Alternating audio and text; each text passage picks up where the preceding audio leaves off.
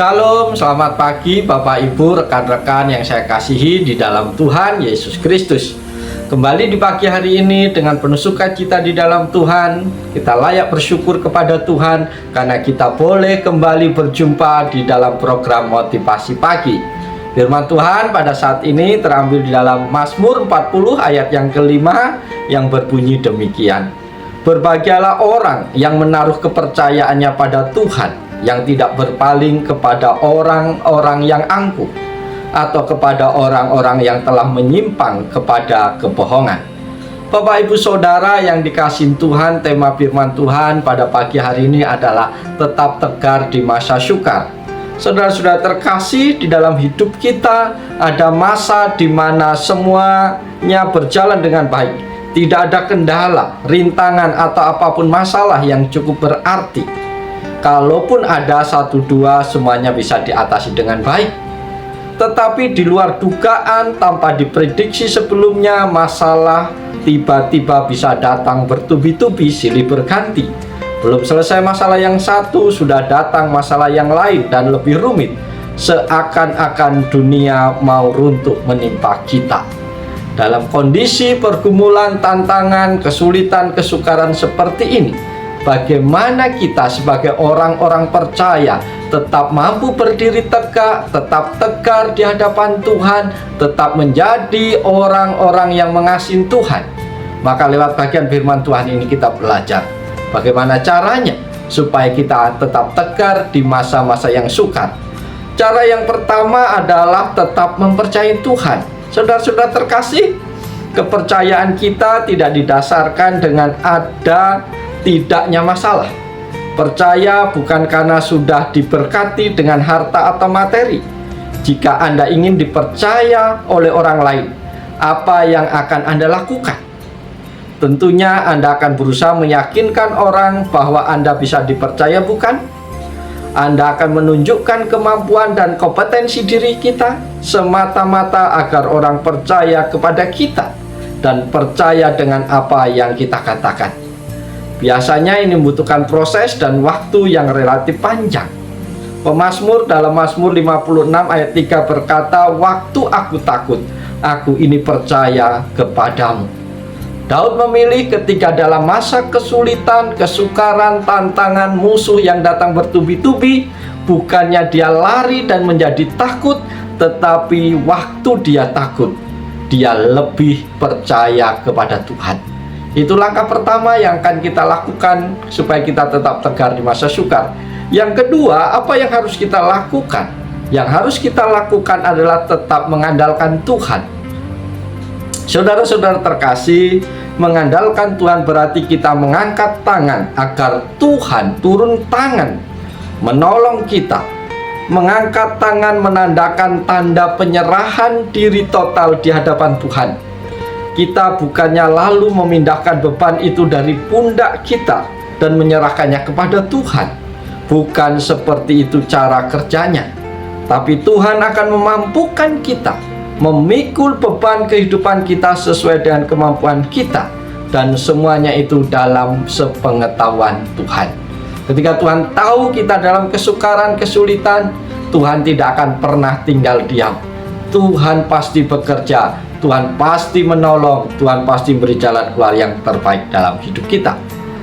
Yang ketiga, apa yang harus kita lakukan supaya kita tetap tegar di masa sukar? Yang ketiga yang harus kita lakukan adalah tetap lakukan yang terbaik.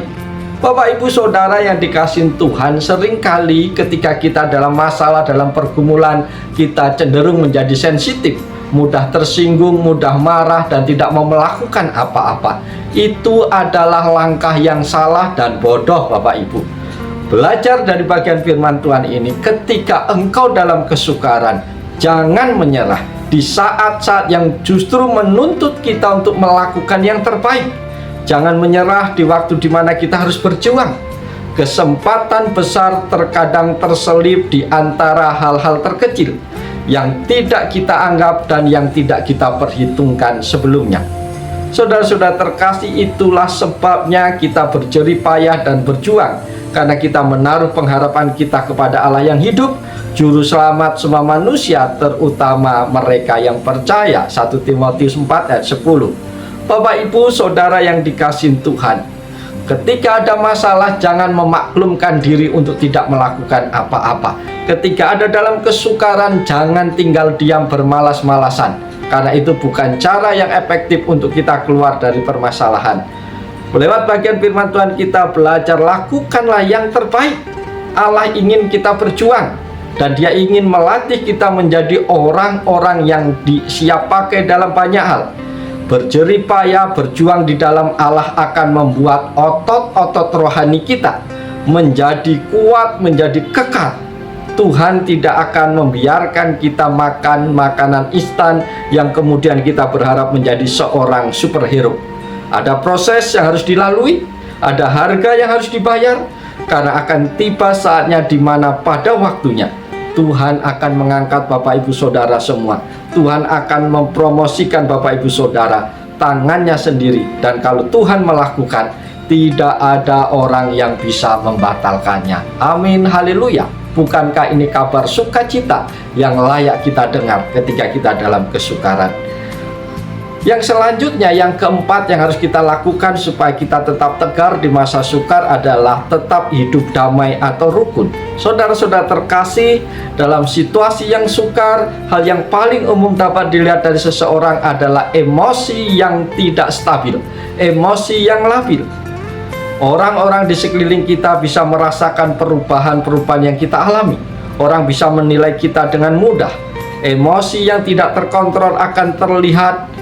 Ada nada suara yang tinggi, membuat keputusan yang tergesa-gesa namun tidak berdasar. Bahasa tubuh yang kurang nyaman untuk dilihat orang, hingga terjadi konfrontasi yang tidak terelakkan. Jika kondisi ini terjadi, akan membuat situasi menjadi jauh lebih buruk dan sulit. Amsal 20 ayat 3 berkata, terhormatlah seseorang jika ia menjauhi perbantahan, tetapi setiap orang bodoh membiarkan amarahnya meledak. Fokus pada solusi, bukan fokus pada masalah. Melangkah sedikit demi sedikit akan membuat kemajuan kecil tapi sangat berarti. Kita semakin lebih maju dari sebelumnya. Oleh karena itu, ciptakan atmosfer yang menyenangkan dan sehat, satu lingkungan yang saling support dan membangun. Satu senyuman tulus kita bisa mengubah keadaan orang yang vakum, dan tawa bisa memecahkan kebekuan yang membuat kita dan orang lain yang tidak bisa move on. Bapak Ibu, di dalam Mazmur 133 dikatakan, ketika kita bisa duduk dengan rukun, di sanalah berkat-berkat Tuhan perintahkan. Kalau kita mau tetap tegar di masa sukar, kalau kita tetap mau memperoleh jalan yang terbaik, jaga perdamaian dengan semua orang. Karena ketika kita hidup rukun dengan semua orang, berkat-berkat Tuhan diperintahkan kepada kita. Oleh sebab itu, saudara-saudara terkasih, kita layak bersyukur kepada Tuhan pada pagi hari ini. Ada berita sukacita, ada kabar yang menyenangkan untuk dapat kita lakukan. Apapun yang menjadi pergumulan, kesukaran Bapak Ibu Saudara pada saat ini, tenang. Ketika kita hidup di dalam Tuhan, Tuhan akan memampukan engkau berdiri tegak. Tuhan akan mampukan kita untuk memperoleh jalan keluar, karena Dia tidak akan pernah meninggalkan kita sendirian. Oleh sebab itu, kita jalani seluruh hidup kita hari ini dengan semangat, dengan penuh sukacita. Andalkan Tuhan, karena Dia sangat terbukti untuk diandalkan. Oleh sebab itu, selamat pagi, selamat berjuang. Tuhan menolong, Tuhan memberkati Bapak Ibu Saudara semua.